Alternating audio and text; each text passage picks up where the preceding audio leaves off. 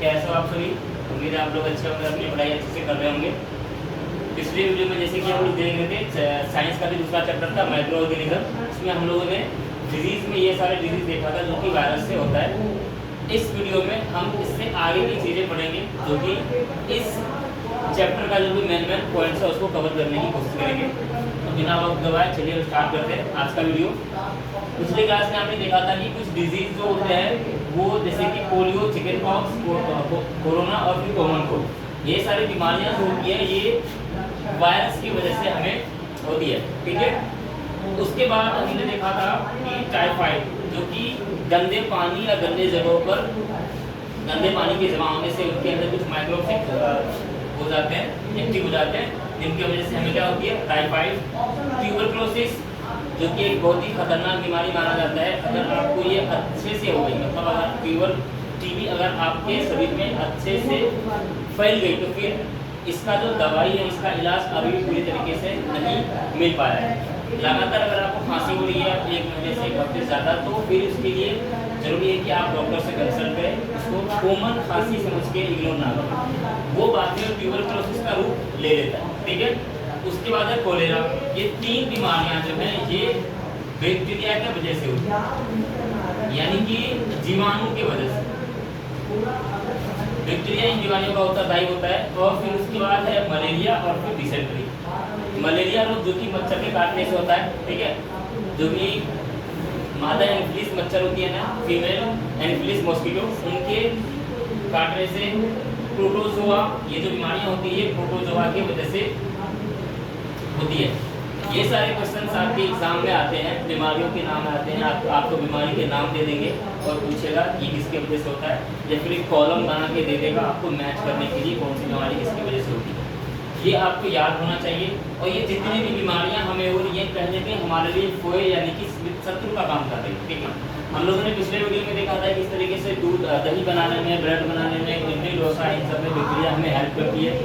उसके बाद एक और चीज़ जो हमारे लिए फ्रेंडली होती है, जो हमारे लिए फ्रेंडली का काम, ये जो फ्रेंडली माइक्रो ऑर्गेनिज्म तो पिछले क्लास में हम लोगों ने देखा था कि किस तरीके से दही वगैरह बनाने में हेल्प करते हैं। उसके साथ साथ ये हमारे एनवायरनमेंट को क्लीन करने में भी हेल्प करता है। ठीक है, by the process of decomposition, ये क्या करती है, हम और आप या फिर कोई भी वेस्ट जो कचरा जिसको हम बोलते हैं, सब्जी वब्जी का कुछ कचरे बाहर आ गए या फिर कोई जानवर मर गया है ना, तो ये माइक्रो ऑर्गेनिज्म क्या करते हैं, इनको धीरे धीरे डिकम्पोज कर देते हैं और फिर उसे खत्म कर देते हैं, जिससे हमारा जो एटमॉस्फेयर है वो क्लीन रहता है। तो वो हमारे लिए फ्रेंडली की तरह काम करता है। और फोए के लिए हमने बता दिया कि कुछ बीमारियां हैं जो उसकी वजह से हमें होती हैं। अब इसके बाद जो हम लोग देखेंगे वो है फर्मेंटेशन। क्या होता है, पिछले क्लास में भी हमने बताया था, fermentation is the process of conversion of sugar in alcohol, यानी कि ऐसा प्रोसेस होता है जो क्या करती है शुगर को, अब शुगर में भी कैसा शुगर, नेचुरल शुगर जो कि फ्रूट्स वगैरह में होता है। ठीक है, उस शुगर को क्या करता है ये कन्वर्ट कर देता है अल्कोहल में, और इसी प्रोसेस को फर्मेंटेशन के नाम से जानते हैं। और इसका जो डिस्कवर किया था वो थे लुईस पास्चर। 1857 में लुईस पास्चर साहब ने इनका डिस्कवर किया था फर्मेंटेशन। ठीक है, और ये होता किस चीज से है, यीस्ट से है, यीस्ट के हेल्प से। ठीक है ना, किसके हेल्प से होता है, यीस्ट के हेल्प से।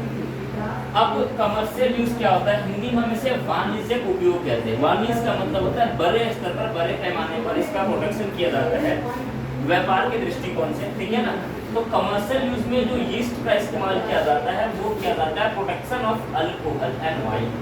अल्कोहल और वाइन यानी कि शराब बनाने में इसका इस्तेमाल किया जाता है बड़े पैमाने पर। कमर्शियल यूज इसका होता है अल्कोहल और वाइन का प्रोडक्शन। ठीक है, अल्कोहल का जो यूज है मेडिसिन वगैरह बनाने में भी किया जाता है। ठीक है, उसके बाद जो अगला टॉपिक है वो यही है कि मेडिसिनल यूज, यानी कि मेडिसिन बनाने में भी इसका यूज होता है। ठीक है, मेडिसिनल यूज किस तरीके से किया जाता है माइक्रो ऑर्गेनिज्म का। ठीक है, सबसे पहले जो यहाँ पर लिखा हुआ वो है एंटीबायोटिक्स। ये एंटीबायोटिक्स क्या होता है, तो ये क्या करते हैं, या तो मारने का या मतलब किल करने का, या फिर stop the growth of the disease causing micro organism. Antibiotics क्या होता है, ये क्या करते हैं हमारे शरीर में जो भी डिजीज कॉजिंग माइक्रो ऑर्गेनिजम्स होते हैं, या तो उनको किल कर देता है या फिर उनके ग्रोथ को रोक देता है। ठीक है, तो इसे हम कहते हैं एंटीबायोटिक्स। जो नॉर्मली जब आप बीमार पड़ते हो तो आपको दवाई के साथ में एंटीबायोटिक्स भी प्रीफर किया जाता है। वो इसी के लिए किया जाता है ताकि जो आपके अंदर डिजीज कॉजिंग माइक्रोब्स एक्टिव हो रहे हैं या फिर ग्रोथ कर रहे हैं, या तो उनको ग्रोथ के स्टॉप कर देता है या फिर उसे किल कर देता है। ठीक है। Produce from the bacteria and fungi, ये बनाया किससे जाता है? या तो बैक्टीरिया से और फंगी से, इन दो चीजों से बनाया जाता है। कुछ कॉमनली यूज जो एंटीबायोटिक्स है जैसे कि स्ट्रेप्टोमाइसिन है, टेट्रासाइक्लिन है और एरिथ्रोमाइसिन है, जो कि यहाँ पे हमने लिख दिया है स्ट्रेप्टोमाइसिन, टेट्रासाइक्लिन और एरिथ्रोमाइसिन। ये कुछ कॉमनली यूज एंटीबायोटिक्स है जो हम जानते हैं। ठीक है ना। और ये एग्जाम के दृष्टिकोण से बहुत ही महत्वपूर्ण है, यहाँ से क्वेश्चंस आते ही आते हैं। ठीक है। या तो आपको तीनों के नाम पूछ लेगा या फिर आपसे पूछेगा ऑप्शंस देके ही बताएं इनमें से कौन सा जो है एंटीबायोटिक्स है। तो आपको ये तीनों नाम बिल्कुल ही याद होने चाहिए। ठीक है। तो इस तरीके से जो माइक्रो ऑर्गेनिज्म का यूज वो मेडिकल में भी किया जाता है। एक तरीके से अगर मेडिकल में किया जा रहा है, एंटीबायोटिक्स में किया जा रहा है, तो हमारे लिए वो भी फ्रेंडली ही है। ठीक है। ठीक है। उसके बाद वैक्सीन आता है इसके बाद, जो कि यहाँ पर नहीं लिखा हुआ, मैं लिख देता हूँ। उसके बाद इसका जो इस्तेमाल होता है वो वैक्सीन में भी किया जाता है। ठीक है। वैक्सीन में भी किया जाता है। अब ये वैक्सीन में दो तरीके के वैक्सीन हमें देखने को मिलता है। एक है आपका प्री वैक्सीनेशन और एक होता है आपका पोस्ट वैक्सीनेशन। अब ये प्री और पोस्ट में क्या फर्क है वो देख लीजिए। प्री ये होता है कि आपको वो डिजीज हुआ नहीं है, लेकिन इन फ्यूचर हो सकता है। इस चीज से बचने के लिए आपको पहले ही उसकी सुई दे दी जाती है।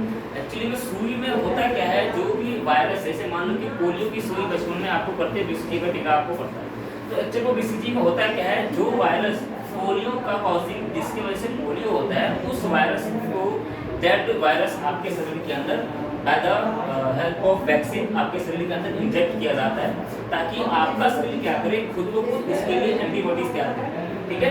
तो शरीर क्या करती है, आपका जब आपका प्री वैक्सीनेशन होता है तो शरीर क्या करती है, उस वायरस को पहचानती है और फिर उसके लिए अपने शरीर में, आपके शरीर में आपका शरीर खुद उसके लिए एंटीबॉडीज तैयार कर लेती है। क्या कर लेती है? एंटीबॉडीज तैयार कर लेती है, ताकि इन फ्यूचर अगर उन वायरस का आपके शरीर के ऊपर इफेक्ट हो तो शरीर उससे अच्छे से लड़ सके। ठीक है ना। तो इस केस में आपको प्री वैक्सीनेशन किया जाता है। हाल ही में कोरोना भी हुआ था, आपने देखा, जिसको नहीं भी हुआ था कोरोना, उसे भी सुई लगी, ताकि इन फ्यूचर अगर कोरोना का उसके ऊपर प्रभाव हो तो वो शरीर उससे लड़ सके। ठीक है ना। उसके बाद पोस्ट वैक्सीनेशन, नॉर्मली आप जानते हो इसे पोस्ट का मतलब बाद में, यानी कि जब आपको बीमारी हो जाती है उसके बाद आपको पोस्ट वैक्सीनेशन में सुई लगाया जाता है। ठीक है ना। जैसे मान लो सर्दी खांसी जुकाम वगैरह हो जाता है तो फिर आपको उसके लिए सुई लगाया जाता है। ठीक है ना। तो प्री वैक्सीनेशन और पोस्ट वैक्सीनेशन होता है। एक क्वेश्चन यहाँ से आपको आएगा, एडवर्ड जेनर, नाम याद रखिएगा क्या है, एडवर्ड जेनर। ये कौन थे? तो इन्होंने स्मॉल पॉक्स, कौन सा? स्मॉल पॉक्स के वैक्सीन का डिस्कवर किया। ठीक है ना। यहाँ से क्वेश्चन आता है कि चेचक, हिंदी में क्या बोलते हैं? चेचक के सुई का डिस्कवर या आविष्कार ये खोज किसने किया था? तो वो एडवर्ड जेनर साहब ने किया था। ठीक है। तो ये भी एग्जाम के दृष्टिकोण से महत्वपूर्ण है।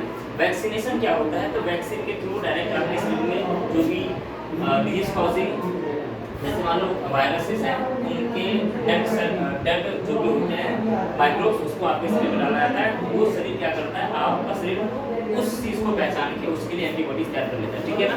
तो इस चीज़ में वैक्सीनेशन हेल्प करती है और वैक्सीनेशन जल्दी प्रभाव में आपके शरीर में प्रभाव पड़ता है। ठीक है ना।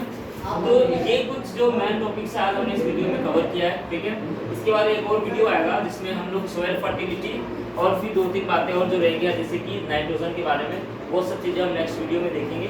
तब तक के लिए इस वीडियो में जो भी चीज़ें मैंने आपको बताया इसको आप रिविजन कीजिएगा, घर में जाकर आप स्टडी कीजिएगा, बुक को पढ़िएगा और फिर इससे रिलेटेड सारे क्वेश्चन को सॉल्व कीजिएगा और फिर कमेंट्स में जरूर बताइएगा कि ये वीडियो आपको कैसा लगा। ठीक है।